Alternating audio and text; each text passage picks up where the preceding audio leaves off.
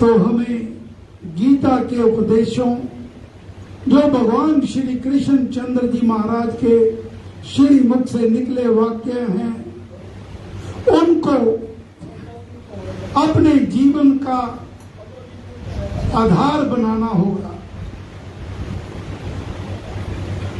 सर्वप्रथम जो सबसे प्रथम शिक्षा है, एक परमेश्वर का अर्थात एक प्रभु श्री राम की अनन्य भक्ति। इस राम नाम में सभी देवी देवता समाये हुए हैं। एक पर पूरा भरोसा।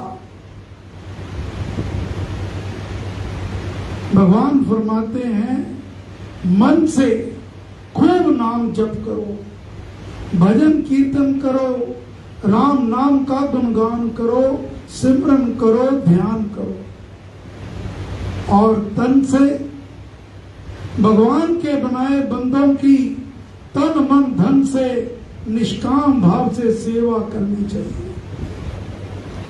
और तीसरा, अपना कर्तव्य कर्म का पालन, अपने काम काज भगवान की पूजा समझकर परमेश्वर अर्पण भाव से करो।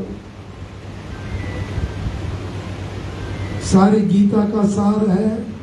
हम सब जितने भी बैठे हैं गृहस्थी हैं, जीवन में अनुकूल प्रतिकूल परिस्थितियां आती रहती हैं, तो भगवान ने अर्जुन को निमित्त बनाकर ये हमें उपदेश दिया कि हमारे जीवन में कैसी भी स्थिति क्यों ना आ जाए, अनुकूल अथवा प्रतिकूल, सुख हो या दुख हो, हानि हो या लाभ हो, यश मिले या अपयश मिले, तो सदा समभाव में रहना है, ना अति हर्षित होना है, ना ही विचलित होना। स्थित प्रज्ञ जो भगवान ने दूसरे अध्याय में फरमाया। और अगर आप वास्तव में भगवान से कुछ पाना चाहते हैं, भगवान को प्रसन्न करना चाहते हैं, तो आपको कहीं भी जाने की जरूरत नहीं है। भाग्यशाली है वह घर जिनमें माता पिता दादा दादी नाना नानी सास ससुर वह विराजमान है। भगवान श्री रामचंद्र जी महाराज ने त्रेता में ये घोषणा कर दी थी, लक्ष्मण जी को निमित्त बनाकर, ये लक्ष्मण, ये माता पिता तो जीते जाते देव है, इनकी जैसी आज्ञा हो वो मानना वही श्रुति है। अनादर तो कभी आप सोच भी नहीं सकते। घर में मां प्यासी बैठी है, पिता सास ससुर भूखे बैठे हैं, मंदिरों में जाकर आप जितने मर्जी टल खड़का लेना, जितने मर्जी प्रकार के भोज लगा देना, लंगर बंटवा दो, भगवान आपकी पूजा को कभी भी स्वीकार नहीं करेंगे। वह तभी प्रसन्न होते हैं जब आप जीते जागते देव माता पिता की सेवा करते हैं।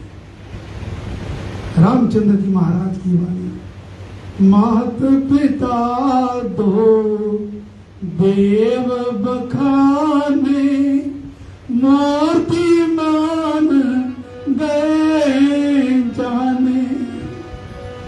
मात पिता तो देव बखाने, मूर्तिमान गए जाने।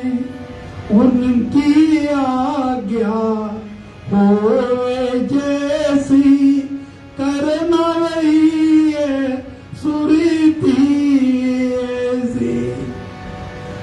कहीं जाने की जरूरत नहीं। घर में रात्रि को महाराज कहा करते, सोते समय घर में वृद्ध माता पिता हैं, उनके चरण दबाओ।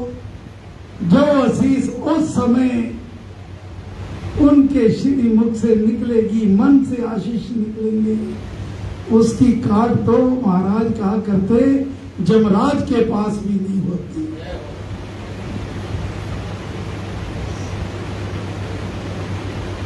और आपस में प्रेम भाव से रहो। बच्चों को संस्कार देने के लिए सत्संगों में लाओ। मेरा यही शुरू से प्रयत्न रहता है कि छोटे छोटे बच्चे, ये जो अब बड़े हो गए हैं, ये भी कुछ समय इतने ही आए थे। और मैं भी जब महाराज की शरण में गया तो ये जो बच्चियों ने दुने गाई है, इनसे भी छोटा था। तो महाराज बाल शिक्षा केंद्र चलाया करते। तो बच्चों को सत्संग में लाओ। और आज का सार भगवान की वाणी से ही मैं अपनी वाणी को विराम दूंगा। भगवान की वाणी श्लोक नंबर 65 और 66, 18वां अध्याय। मुझ में मन लगा, मेरा भक्त बन, मेरा पूजक हो जा और मुझको ही नमस्कार कर। इस प्रकार तू मुझे ही पाएगा।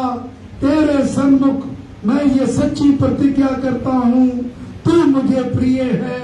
सब सांप्रदायिक धर्मों को त्याग कर एक मेरी ही शरण में तू आ जा।